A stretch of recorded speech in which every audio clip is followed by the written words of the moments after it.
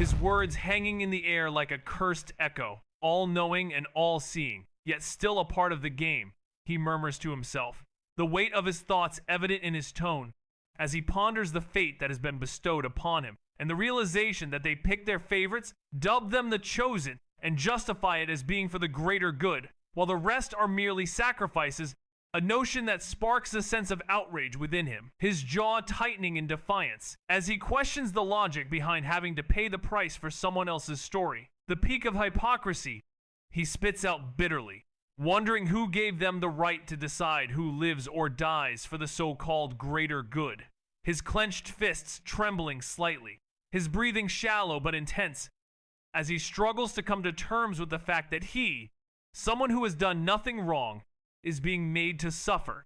And so, he turns inward, calming himself, and poses the question that has been gnawing at his soul, his gaze turning skyward, fists still trembling, as he asks the system if it is possible to kill a god, and the response is affirmative, with the system stating that, as some novels have stated, many gods have perished, although the causes remain unclear. Even mortals have, at times, managed to wound the divine. He stands tall, his words hanging in the air like a cursed echo, all-knowing and all-seeing, yet still a part of the game, he murmurs to himself, the weight of his thoughts evident in his tone as he ponders the fate that has been bestowed upon him, and the realization that they pick their favorites, dub them the chosen, and justify it as being for the greater good, while the rest are merely sacrifices, a notion that sparks a sense of outrage within him, his jaw tightening in defiance, as he questions the logic behind having to pay the price for someone else's story.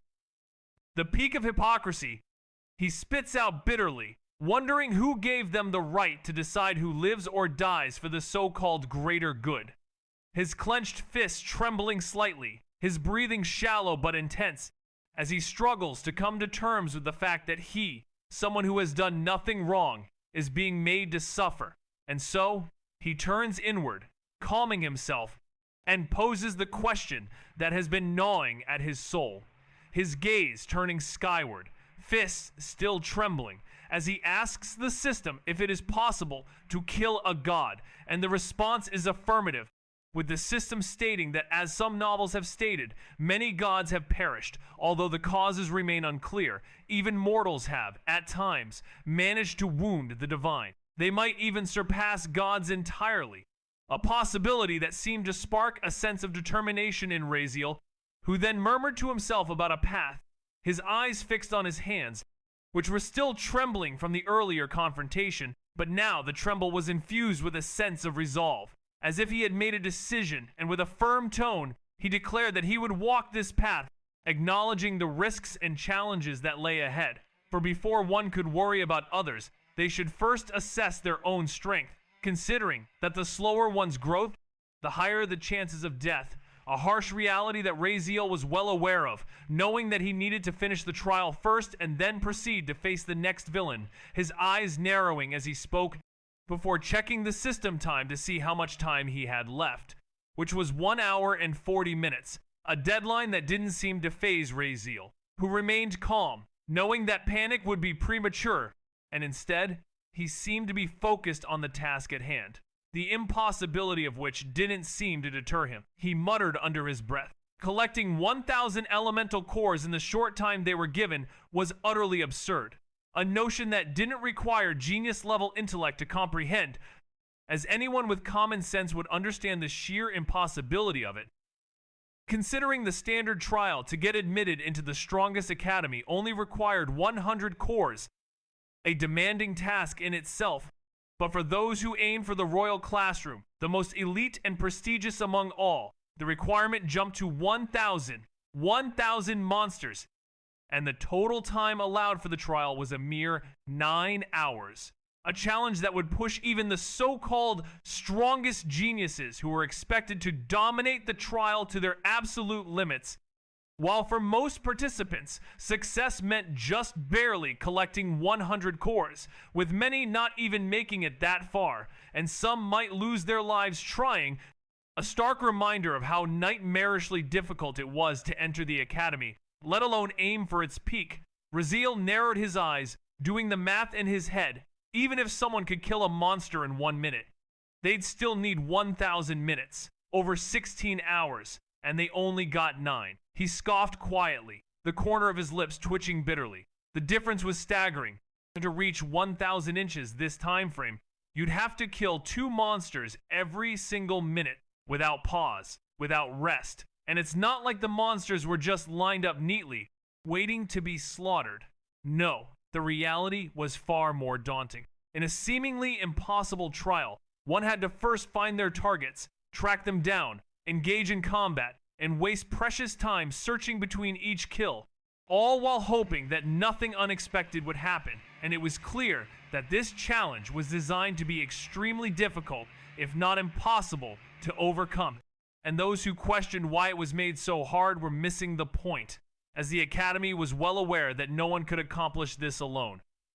And to gain entry into the elite classroom, one would need assistance from others to hunt on their behalf, gather cores, and hand them over. But the question remained, who would willingly give up their hard-earned cores? And the answer was clear. No ordinary person would, regardless of their strength. So the Academy's motivations for creating such a system were rooted in their expectation that only the wealthy and powerful would be able to reach that level. Individuals with status, influence, and an entourage of servants or followers.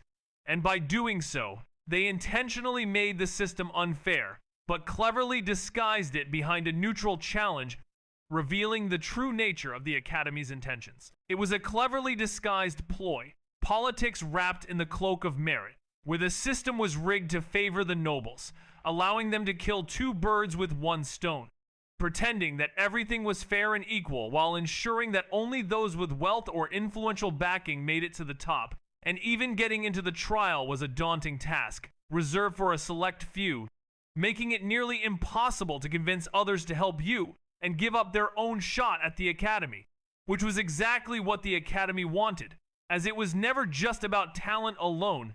They only cared about you if you were special. A fact that Raziel knew all too well. Having intimate knowledge of the Academy's inner workings and the truth behind its gleaming facade. But getting in through fair and straightforward means, based solely on talent, was impossible. So what was left? Bribery, which was not an option for someone with no money or power and status, which he also lacked. In fact, he was hated, looked down upon, and alone, with no one willing to help him or form an alliance with him. In a captivating scene, a figure closed his eyes briefly, then exhaled, before touching his nose as if grounding himself.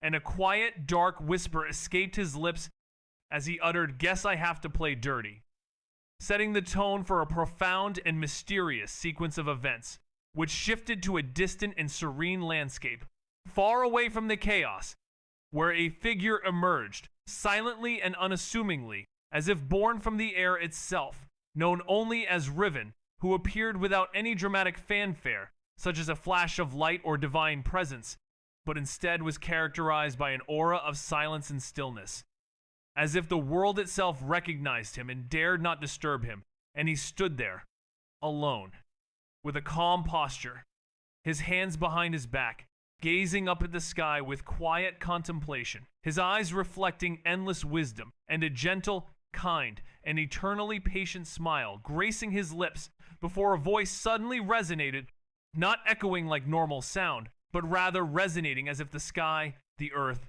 the grass, the wind, and the very fabric of the world all spoke at once, a sound that was only audible to him, sacred, distant, and omniscient. You Ely letting him go, Lord Riven, the voice asked, its tone carrying the weight of divine judgment, calm, all-knowing, and deeply respectful, to which Riven's smile didn't falter as he applied gently, still looking skyward, as if speaking not to the voice, but to something far, beyond even it, his tone soft, fiendly, as if answering an old fiend, with no hint of irritation or consent, saying, "Why should I not?" And the voice continued, its tone still seen, but laid with caution and tension he can incarnate back in time. You said it yourself.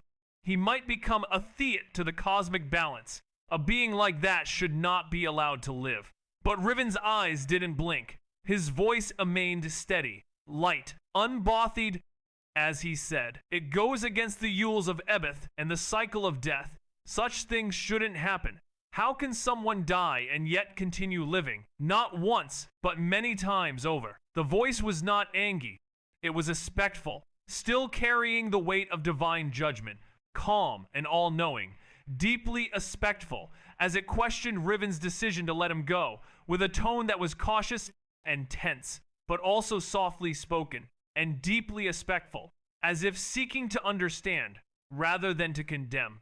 And Riven's response was gentle and unbothed, with a soft and fiendly tone that seemed to carry a deep understanding of the workings of the universe and the balance of the cosmic cycle, as he stood firm in his decision to let him go, without showing any signs of irritation or concern, his voice remaining steady and light as he spoke of the Yules of Ebeth and the cycle of death, and the implications of someone dying and yet continuing to live many times over. Calmly, yet with words that held sharp weight like a scalpel hidden in silk, a divine reminder was presented, one that demanded attention, and still, the response came with the same smile, the smile of a guardian who had seen too much and judged too little, as it was said. You forget, I am the preserver. I do not interfere with what is already permitted.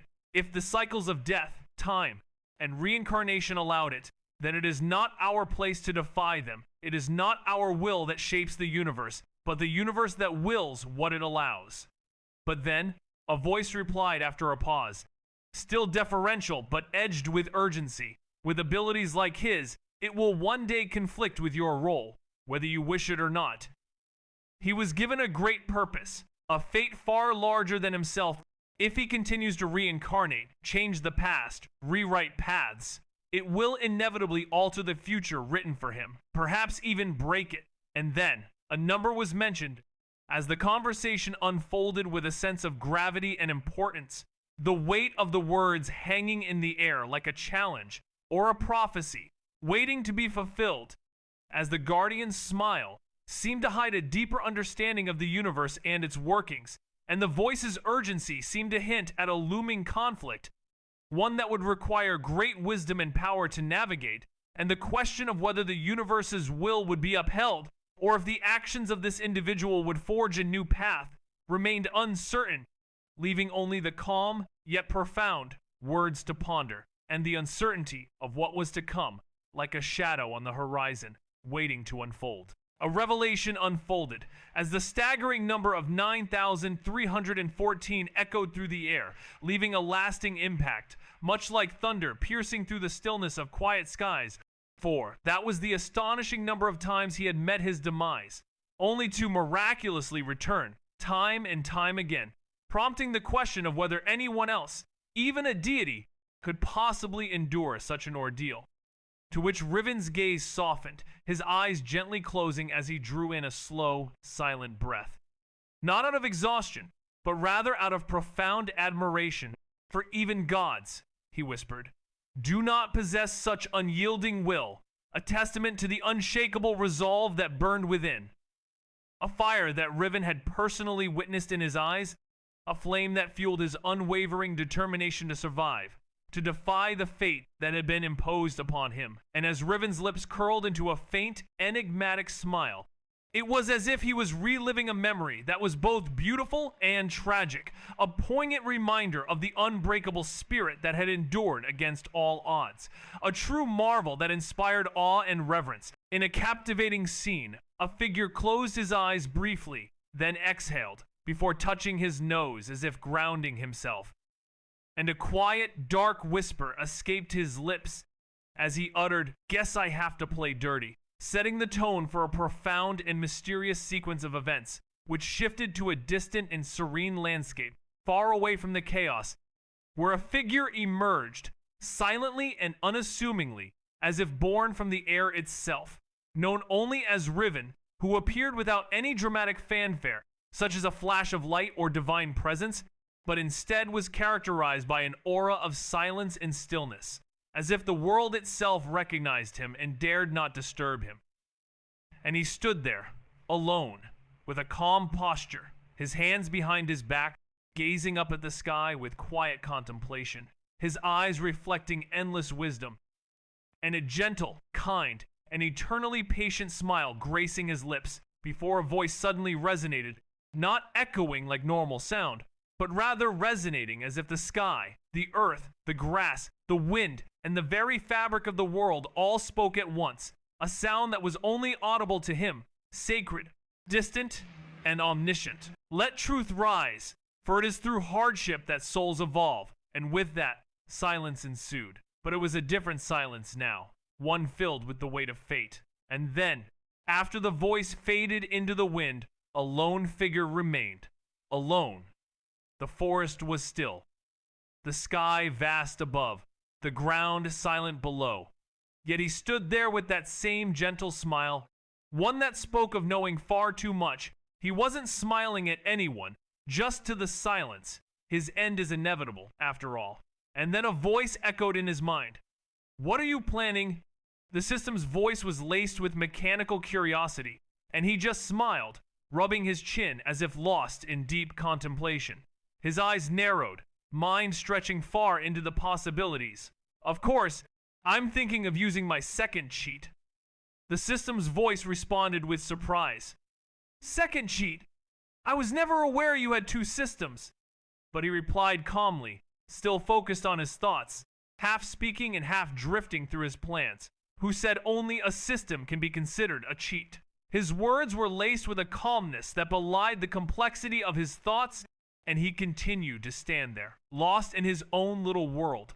The silence around him, a stark contrast to the turmoil that was brewing in his mind, and the system's voice was still echoing in his mind, trying to make sense of the host's plans. But he just smiled, his eyes glinting with a knowing light, his smile speaking of secrets and possibilities that only he could see. His tone was nonchalant, but his mind was working like a well-oiled machine. As the system fell into silence, waiting, with him possessing the knowledge of the world's future progression, which he acknowledged was a cheat, a very powerful one if used correctly, allowing someone to twist the plot to their advantage.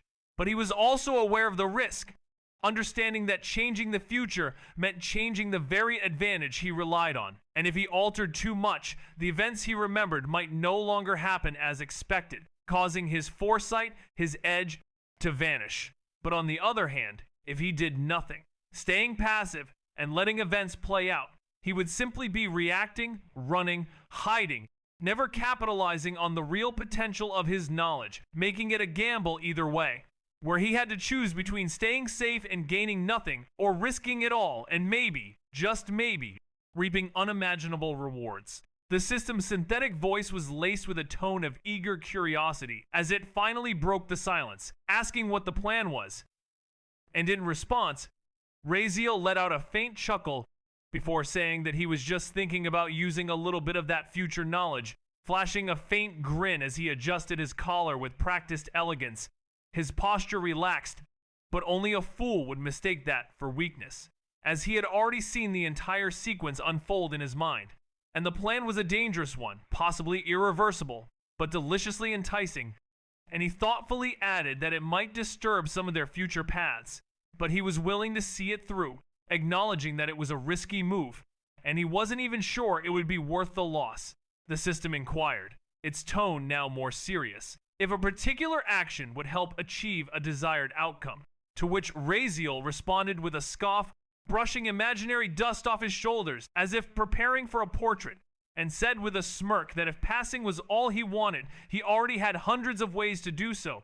But his voice dropped to a whisper laced with venomous ambition as he revealed he was looking for profit, leverage, a way to squeeze the most out of the opportunity, and if he was going to burn pieces of the plot, he would make sure the fire lights a path to something big. Pausing as a distant glint appeared in his eyes. Not hope, but certainty. Certainty wrapped in chaos.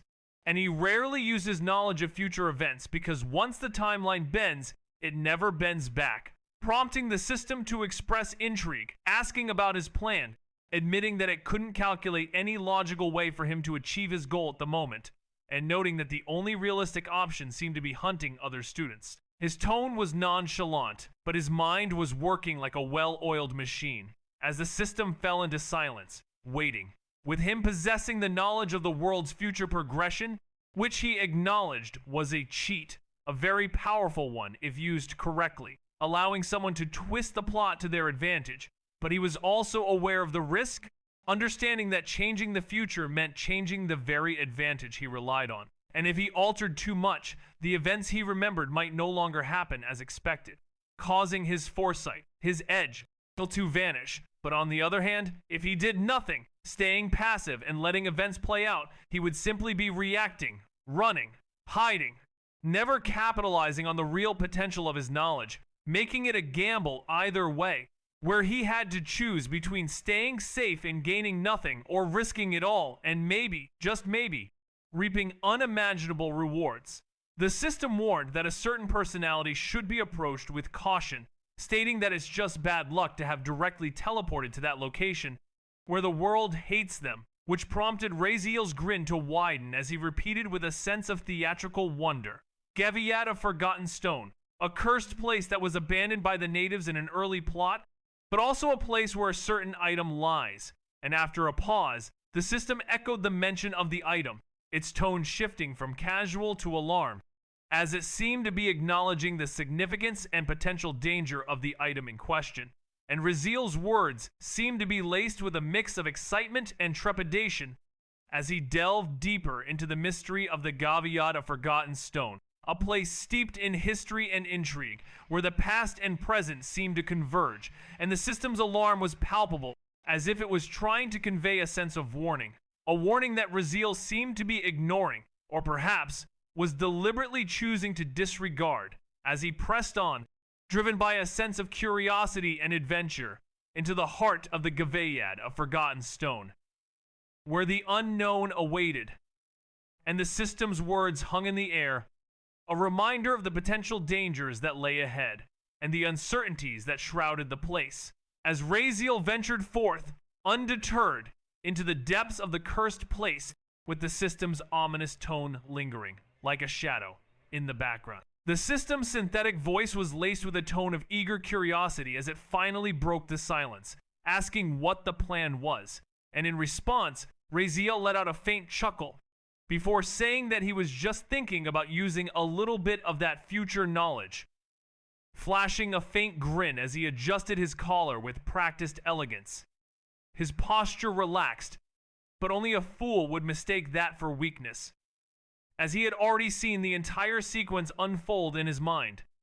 And the plan was a dangerous one, possibly irreversible, but deliciously enticing, and he thoughtfully added that it might disturb some of their future paths, but he was willing to see it through, acknowledging that it was a risky move, and he wasn't even sure it would be worth the loss. In a shocking turn of events, a character's intentions were called into question, with someone asking what their interest was in a particular item, pointing out that it wasn't meant for them to begin with, to which they retorted that they didn't necessarily need to use the item to profit from it, their gaze sharpening like a blade under moonlight, causing the system to stutter in code, and prompting a sense of urgency as they declared that time was of the essence, with little to spare, before bending down to pick up a palm-sized stone, which, despite being just an ordinary rock, weathered and cracked, felt heavier than its mass, leaving the system confused, and when asked for clarification,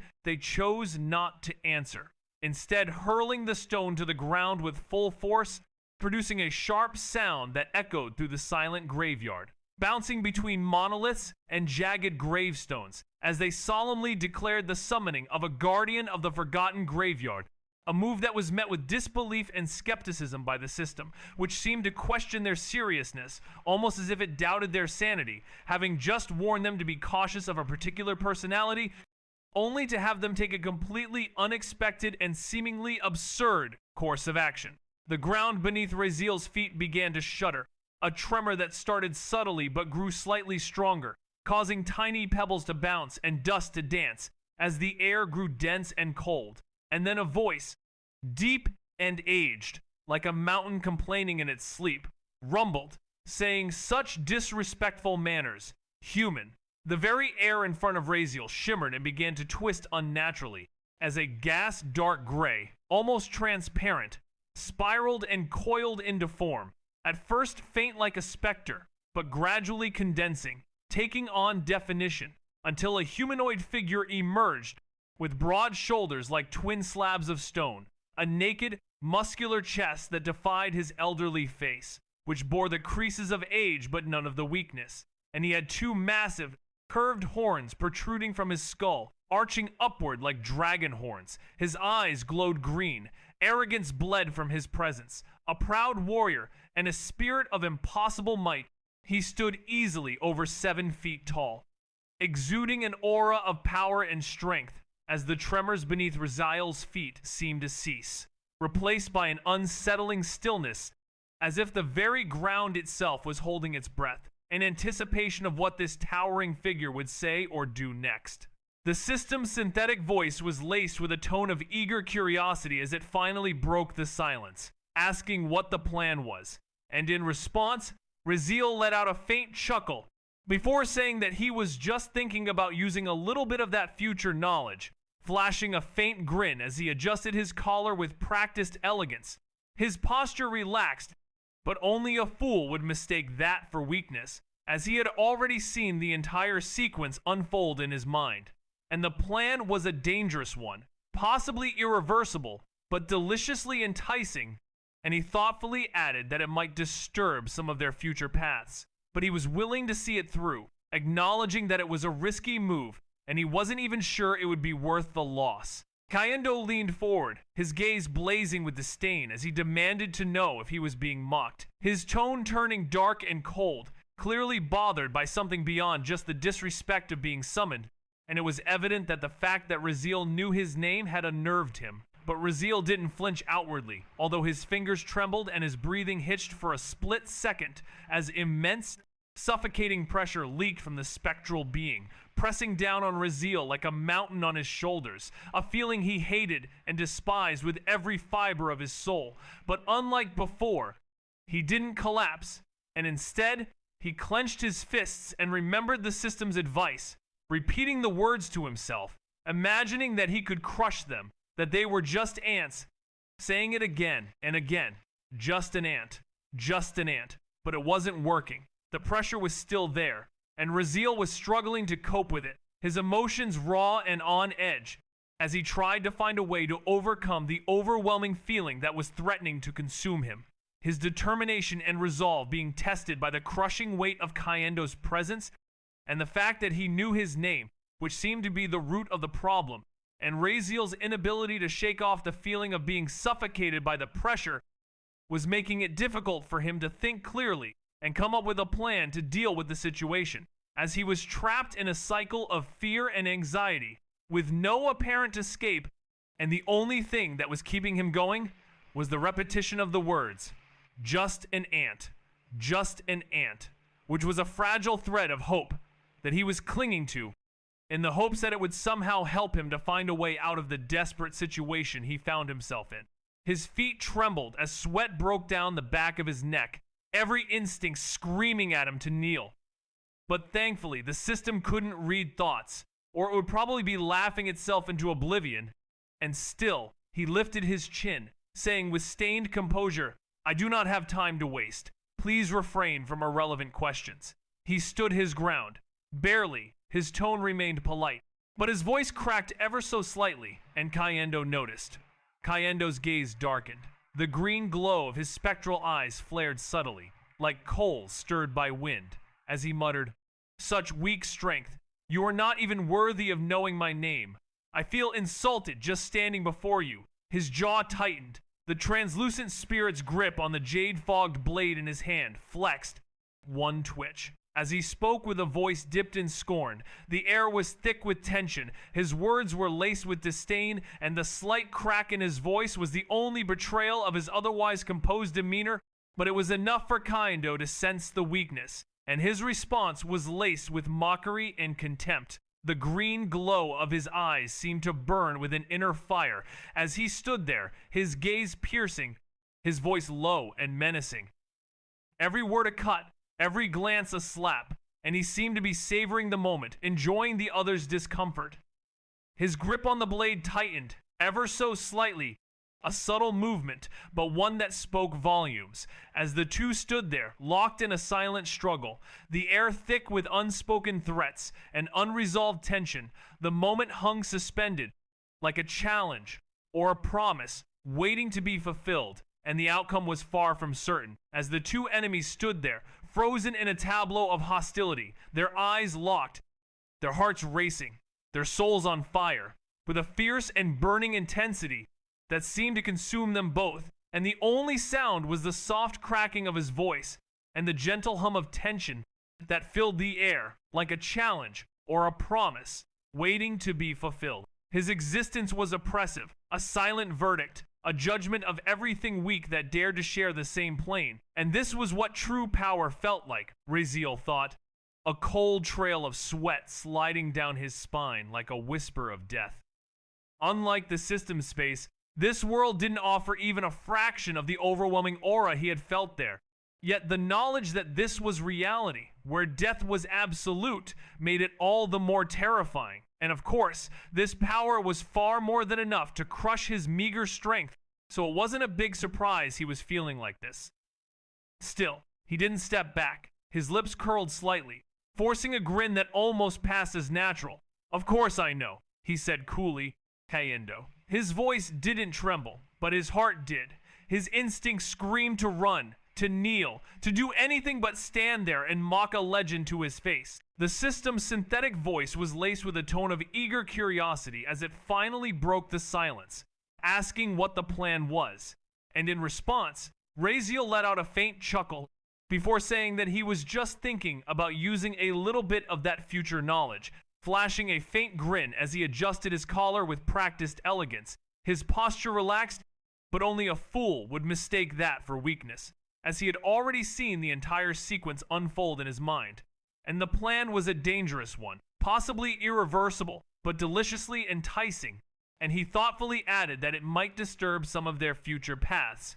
But he was willing to see it through, acknowledging that it was a risky move, and he wasn't even sure it would be worth the loss. Raziel was no longer the child begging for mercy, having undergone a transformation, for he had died once before, and that weakness had been eradicated with his corpse, leaving an unshakable presence, which was palpable as Kaiendo's expression froze for a moment before he began to study Raziel, his gaze lingering longer than expected as he stared deeply into the young human's eyes, anticipating the flicker of fear, a crack, a flinch. But there was nothing, no trembling gaze, no begging, no collapse, only a sense of weight in Raziel's stare, an arrogance too unnatural for someone at his level, a grin still lingering on his lips, tight, unshaken, prompting Kaiendo to pause.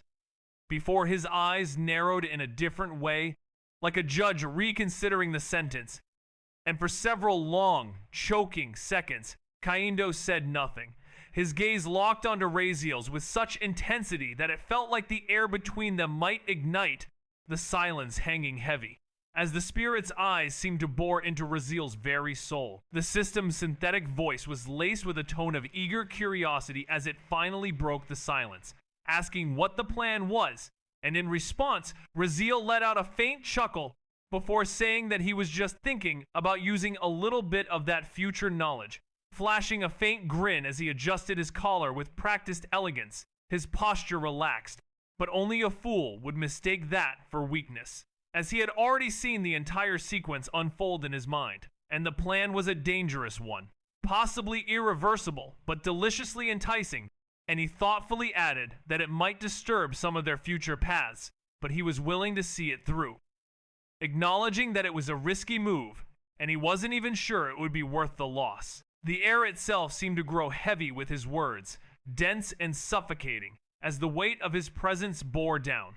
But Raziel didn't flinch, keeping his posture straight, barely, despite the crushing weight, and he said, "I don't think you can kill me, not without first knowing if I'm worthy enough, right?" At which the spirit's eyes narrowed, a flicker of something ancient stirring in their depths, and the spirit thought, "This human, he knows about that thing too." And Kayendo's gaze sharpened as he asked, "How do you know about that?" A sudden chill slipping into his voice, wrapping the space like ice creeping across skin, as he looked down at Raziel, not with anger, but with something far more dangerous, suspicion, and he was perplexed, because that information wasn't supposed to be known, not by anyone. No one who had ever touched the secret of this graveyard had walked out alive. That was the rule, to preserve the sanctity of what lay buried beneath. So how had the word escaped? Did someone find out? If so, that would be a problem. And the spirit's thoughts were consumed by the implications of Raziel's knowledge, and the potential consequences of that knowledge being revealed, as the spirit struggled to understand how Raziel had come to possess this forbidden information. Kayendo remained still, his proud and dignified expression unchanged, but inside, thoughts churned, as he finally spoke in a quiet yet steel-edged voice, telling the human that they were very wrong, and warning them not to delude themselves into thinking that he was bound by rules that spared their life. For as a guardian, he possessed the authority to judge a person's worth even before the trial of worthiness began, and with a slow exhale and a shake of his head in disappointment, he declared that he had judged the human and found them not worthy. Observing them for a moment longer and seeing only arrogance, a child wearing the mask of control, as Raziel's smile didn't waver, despite the unbearable pressure weighing down on him, his limbs trembling from strain, lungs burning, but he held himself upright, barely. Yet he held, as Kayendo's eyes flashed with a fierce intensity, his words cutting deep, a serious and solemn judgment rendered, with no room for appeal or mercy, the human's fate all but sealed, as Kayendo's unyielding demeanor and unwavering conviction left no doubt as to the gravity of the situation, and the human's unworthiness, a verdict that hung in the air, heavy with consequence, and unyielding in its finality. Kayendo and Raziel were engaged in a tense standoff, with Kayendo's hand on the hilt of the Dagon blade, its mana stirring as he prepared to strike, seeking to put an end to what he perceived as an embarrassment that dared to sully the sacred land with arrogance and ignorance. But Raziel simply grinned widely, his spine remaining perfectly straight, and said he knew he didn't have the Dagon heat, a claim that caught Kayendo off guard, prompting him to pause mid-step, and Raziel continued, his voice calm after a brief pause, that he didn't even want the Dagon heat in the first place, that it was useless to him, and that he had come for something greater, his words hanging in the air, heavy and deliberate, followed by a long silence, even the air seeming to hesitate, as this place was known to hold the Dagon heat, one of the strongest magical items in existence, a treasure so rare that even heroes would kill to possess it, and a dead dragon's heat was nearly impossible to find. Not to mention the heat of a royal Dagon nobility, just one tier below an archdagon.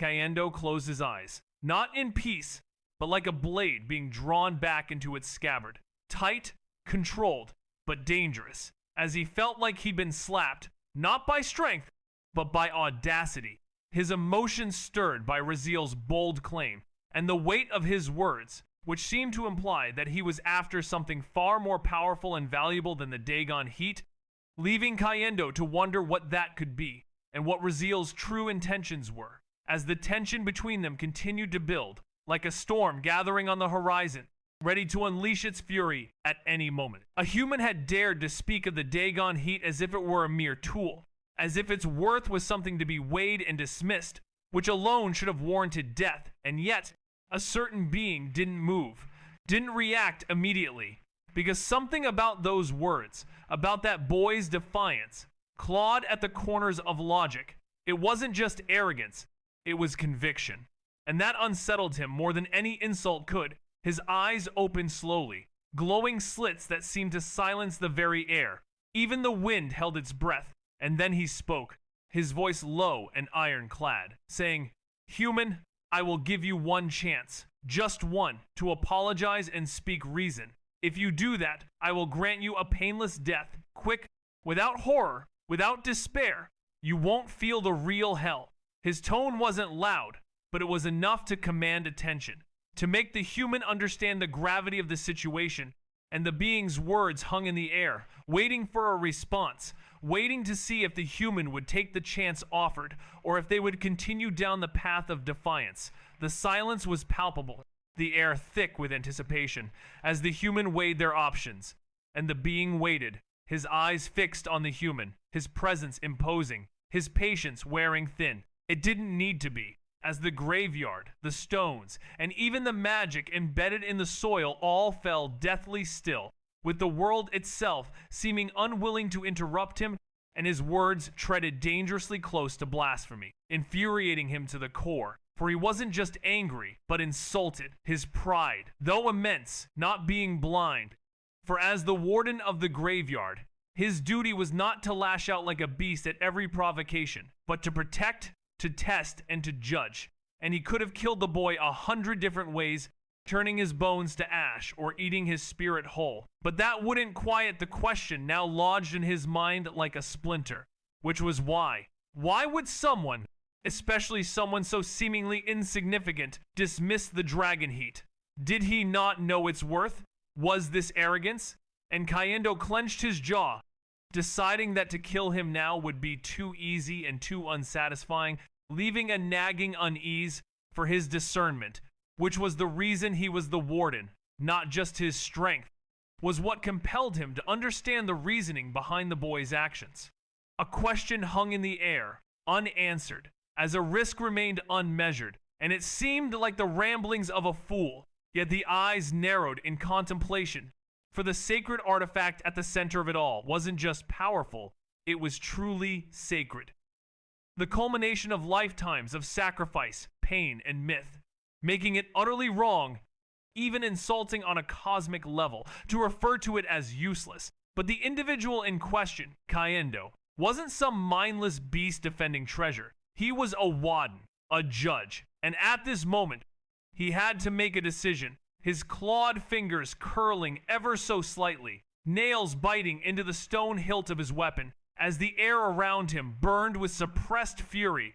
His pride and duty, unable to tolerate such blasphemy, the insult to the Dagon heat, a notion that stirred deep within, fueling the anger that threatened to erupt, and thus, Kayendo's role as a judge put him at a critical juncture, where the weight of his responsibility hung in the balance, as he struggled to reconcile his duty with the outrage that simmered just below the surface, the tension building, the silence thick with anticipation as the decision loomed, one that would have far-reaching consequences, and the insult to the sacred artifact still lingered, an affront to the very fabric of the world, and the response to this blasphemy would be crucial, for it would reflect not only Kayendo's character but also the values of the world he inhabited, a world where the sacred and the powerful were not to be trifled with, and the repercussions of such actions would be severe, making Kayendo's decision all the more critical, as he stood there, poised between his duty and his outrage,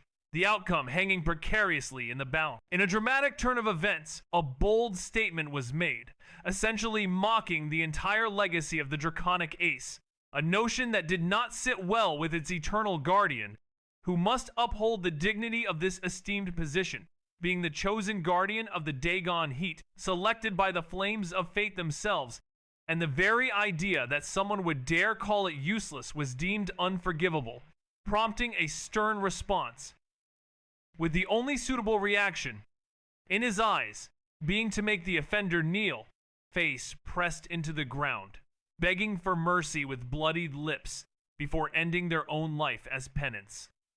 The only way to still the fury that burned within, as his hand instinctively twitched on the hilt of the Dagon blade, already envisioning it cleaving the boy in half. But then the human spoke again, this time with a tone that was no longer mocking, but rather measured and intentional, with a hint of respect, as he clarified that he did not mean to insult the Dagon heat or the dignity of the guardian's duty.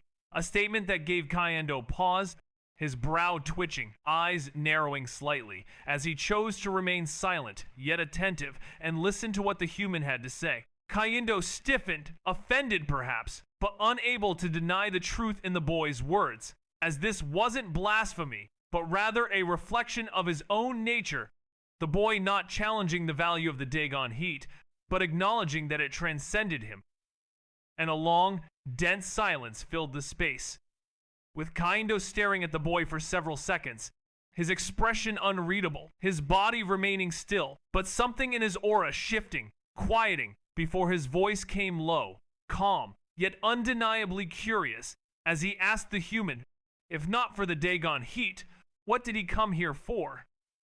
And the boy, Raziel, raised his eyes, confidence flickering in their depths as he prepared to respond to the question, his demeanor a mixture of uncertainty and determination, the atmosphere tense with anticipation, as the two engaged in this meaningful exchange, the boy's words having struck a chord, and Kayendo's inquiry hanging in the air, waiting for a response that would reveal the true purpose of the boy's presence, and the underlying motivations that drove him to this place.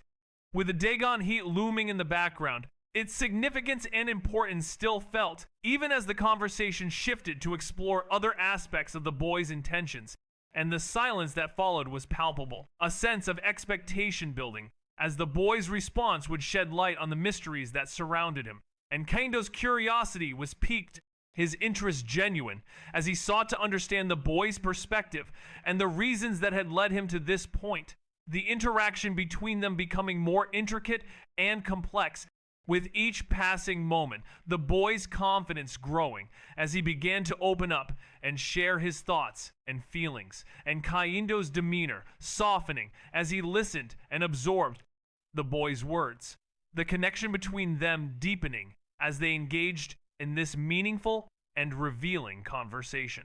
His voice rang out clearly now, echoing in the death-still chamber as he proposed a deal, prompting the system's voice to erupt in utter chaos inside his head. With the system blurted into his head, disbelief dripping from its synthetic tone, questioning what he was trying to do, warning of a 70% chance that he was already dead and didn't know it yet, but he ignored the system as Kayendo's brows furrowed, questioning the kind of mortal who would attempt to bargain when they were already a breath away from death, not making sense, especially since the boy didn't even want the Dagon heart, leaving Kaindo to wonder what he was playing at, with Kaindo saying coldly that no one who knew of this place was allowed to leave alive, that it was the law, even applying to him. But Raziel shrugged, the smile back on his face, now tempered with purpose, saying he knew, but asking what if his duty to find someone worthy got fulfilled. What if the Dagon heart finally found its destined owner? Then he would have no reason to keep him there, or fear the secret being revealed, prompting Kayendo's emerald eyes to fix on him, unblinking as he weighed his words, wondering if this mortal was mocking him, having just admitted he wasn't worthy, and how could someone unworthy bring forth the rightful heir? But Raziel seemed to read his thoughts, saying quickly that he knew someone worthy, offering to bring them there, letting them take the trial. They succeed, they get the heat, but if they don't, the host leaves unscathed. A simple yet intriguing concept, as the host vehemently protests, exclaiming, "No, no, no!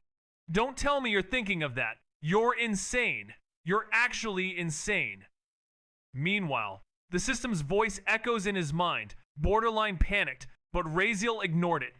Instead, he stepped forward with complete composure and began to ponder. Think about it. Kaindo, you've been bound to this duty for thousands, maybe hundreds of thousands of years, alone, watching, waiting, a solemn and haunting reality that hangs in the air. As Raziel's words hang, the weight of his statement settling like a challenge or a prophecy, the host's panic and Raziel's calm demeanor, a stark contrast.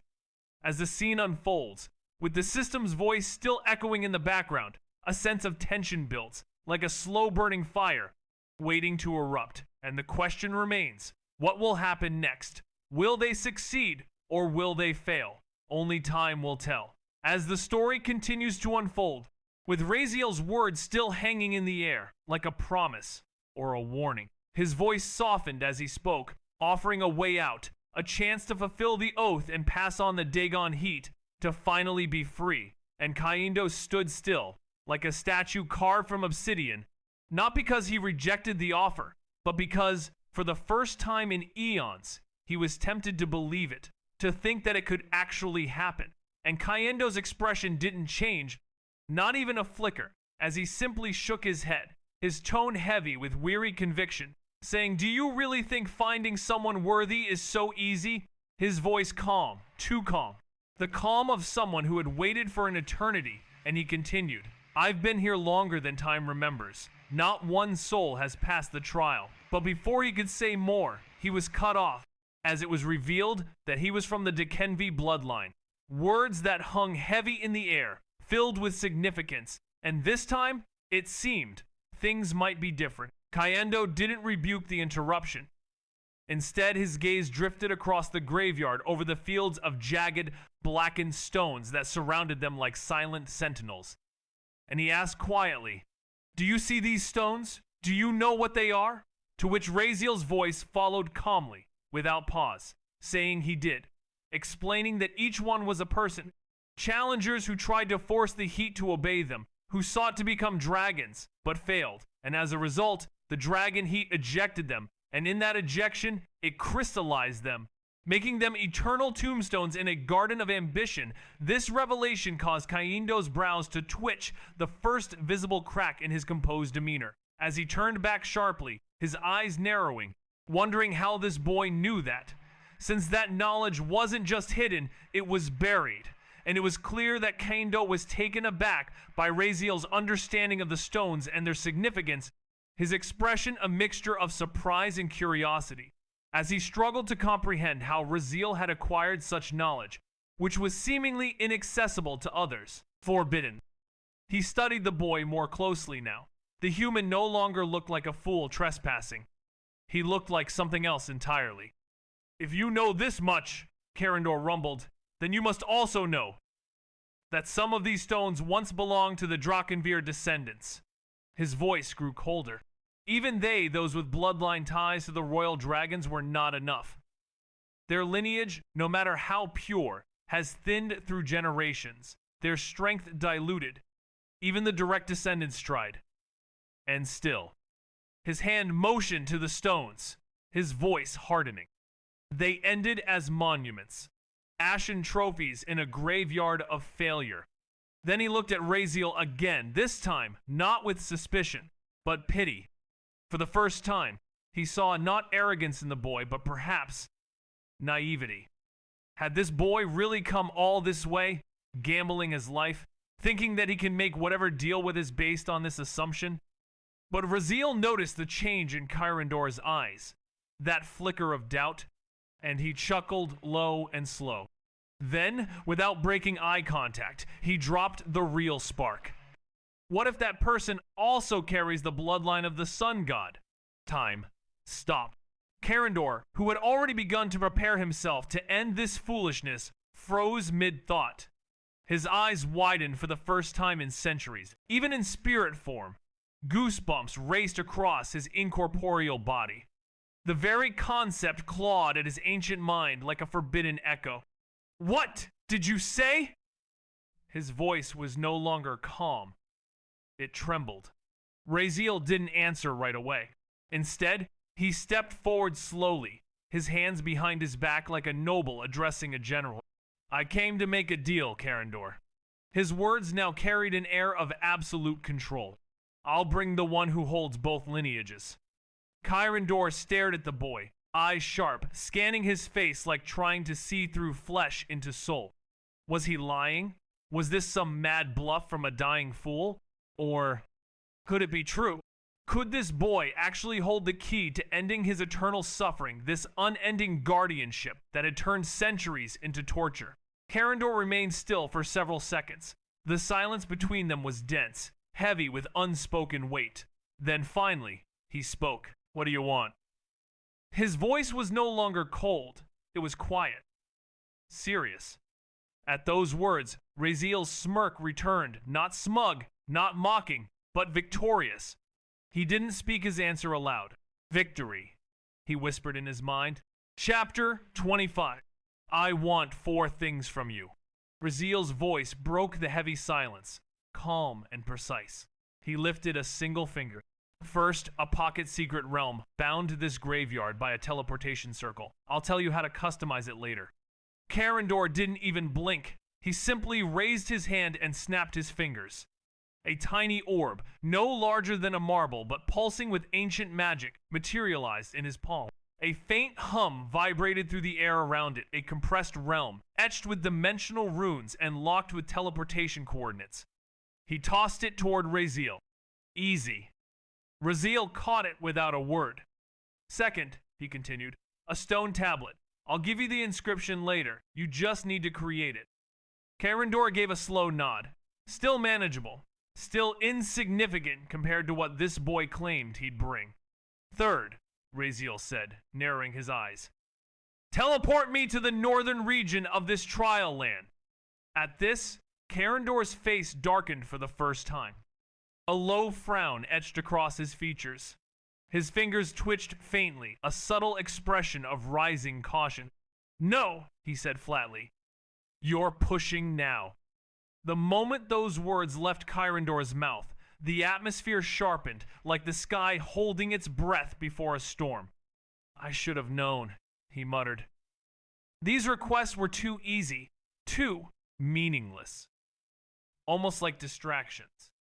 His eyes turned to slits, emerald irises glowing faintly. You're trying to escape, aren't you? There was no rage in his voice, only ancient disappointment. You know the rules. No one leaves this place alive after uncovering its secret, not unless they're chosen. Are you trying to lie to me, boy? Raziel didn't flinch. I'm not running, he replied, his tone calm but firm. I have to leave, to bring him here. He took a step forward, even as his legs threatened to shake under the weight of Karendor's aura. Give me just half an hour, that's all I ask. You want someone worthy, don't you? Then let me bring him. Karendor scoffed. If I could leave, I'd have fetched them myself. He crossed his arms, eyes narrowing with suspicion. Why should I trust you? You don't have to.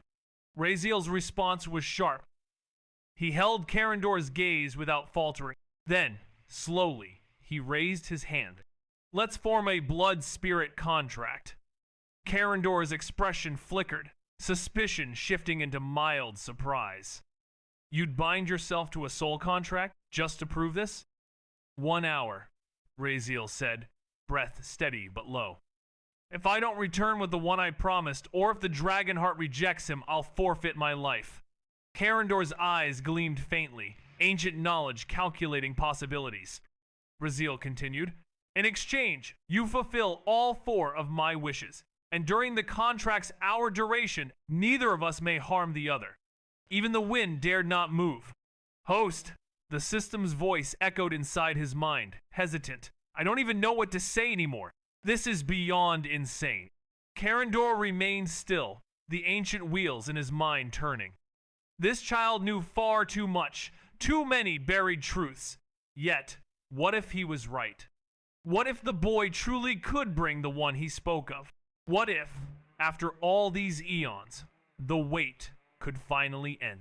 After a long pause, Karendor exhaled slowly. I'll allow the contract. Raziel grinned, victory flashing in his eyes. He raised his hand, ready to draw blood. Wait. Karendor's voice stopped him cold. Tell me your 4th wish first. As for your 3rd, I'll allow it once the contract is formed. Raziel paused. Just for a moment, a flicker of something unreadable danced across his eyes. Then he exhaled slowly. The 4th wish. His voice lowered, a glint of steel hiding behind calm words. I want the poison of the Furvine Serpent. That made Karendor blink. What? He asked, his voice rising just slightly in surprise. You're asking for the poison of a 6th-ranked noble class beast? No, I mean, is that all you want, kid? Karendor's voice was calm, but something in his tone suggested disbelief. Not irritation, just quiet confusion. For someone about to free him from an eternal duty from hundreds of years of silence, loneliness, and stone, these wishes felt trivial. A pocket realm, a stone tablet, a teleportation, and a vial of venom? He tilted his head slightly, eyes narrowing. Surely that can't be everything. Raziel didn't flinch. No. Let me finish the 4th wish, he replied evenly, hands clasped behind his back as if he were discussing nothing more serious than the weather. Karandor smirked faintly. Take your time, after all, it's your final wish. He chuckled, the sound deep and ancient, almost like stone grinding against stone. I almost wonder if you knew those things were all in my treasury. You've practically asked for nothing which I couldn't provide. Everything so far is within my palm. But then Raziel smiled. That kind of smile. The kind that looked harmless, innocent. A smile that always came before a catastrophe. Then, for my fourth wish, he said, I want you to put the Fervine Serpent's poison inside the dragon heart. The air froze. A strange silence fell over the space, as if even time itself didn't want to witness what had just been said. Karandor blinked. Sigh? His eyebrows twitched. The tension in the air didn't explode, it stalled, like thunder building in a storm that refused to break. Say that again, he said finally, his voice steady, not angry, not scolding, just stunned. Raziel's expression didn't change. He simply smiled a little more, as if he had asked for candy instead of defiling a divine artifact. I want the Fervine Serpent's poison injected into the dragon heart, he repeated. Calm, casual, dead serious. Karandor dragged a hand across his face, sighing as his fingers pinched the bridge of his nose. This kid, again. He didn't even feel mad, he was just exhausted by the audacity. It was like watching someone carefully climb to the top of a mountain, only to jump off it laughing. I know, he muttered, not looking up. I know you're going to explain it. Again. He exhaled slowly, giving Raziel a tired, sideways glance. You pull stunts like this and somehow make it sound reasonable. I don't know why, but I already know you'll say something that makes me hesitate before I crush your skull. Raziel just shrugged lightly. Well, I thought I should mention. The person I'm bringing here, he's my eternal enemy, so Karandor blinked. Huh? For a long second, his ancient mind just froze. Enemy? Enemy. You're gifting the dragon heart to your enemy? That single thought echoed inside Karandor's mind, bouncing between his instincts, his dignity, and the crumbling wall of logic. He stared at Raziel, searching for sarcasm, jest, madness, something. But all he saw was sincerity. Not warm sincerity, not noble sincerity. The cold, calculated kind, the type only people like him could understand. You do realize, Karandor said slowly, that what you're doing is something even family would kill for. Even blood brothers wouldn't share something like this. And here you are. He waved a hand vaguely, as if trying to physically catch the absurdity from the air. Giving it to your enemy? His spiritual form flickered with rising confusion, wings twitching in disbelief. Is your brain broken, child? You just spent your life bluffing for this opportunity, and now what? You want to poison the heart and give it away? He stared again. Are you trying to die? Again? He was so close to killing Raziel on principle alone, and yet he didn't move. Because, in truth, it wasn't his concern. The dragon heart would choose its bearer, worthy or not, friend or foe, it didn't matter to Karandor. His duty was only to safeguard, to test, and to pass the flame when it was finally deserved. He looked at Raziel in silence, the boy standing there like a noble schemer hiding poison in honey. After a pause, Karandor spoke again, his voice quieter this time. You don't hate this person that much, do you? His eyes narrowed. You do know the Fervine Serpent's venom won't actually damage the heart itself. Even in the blood circulation chamber, it can't do more than a few months' harm. At most, temporary mana blockage, dull heart pain, blood flow disruption. 3, 4 months, maybe. Then the heart nullifies it. He studied Raziel's expression, trying to read deeper. Maybe he do'd hate that person. Maybe. He actually liked them. He smirked in his thoughts. Maybe he is just too proud to admit it. Typical children. say enemy when they mean I care. Had Raziel known what Karandor was thinking, he might have vomited, out of sheer disgust. Like them? I'd rather kiss a flaming goblin. But Karandor didn't say anything else. He simply watched. He still didn't understand the boys' game, but one thing was certain. Whatever happened next would be unforgettable.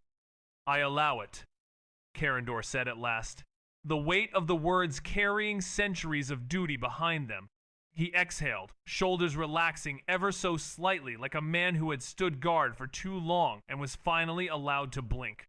I mean, he muttered under his breath, I've protected the dragon heart for eons. It can forgive me a little for that blasphemy, right? The thought echoed quietly within him, not truly convincing, but enough to let the moment slide. It's just a temporary inconvenience, he reasoned.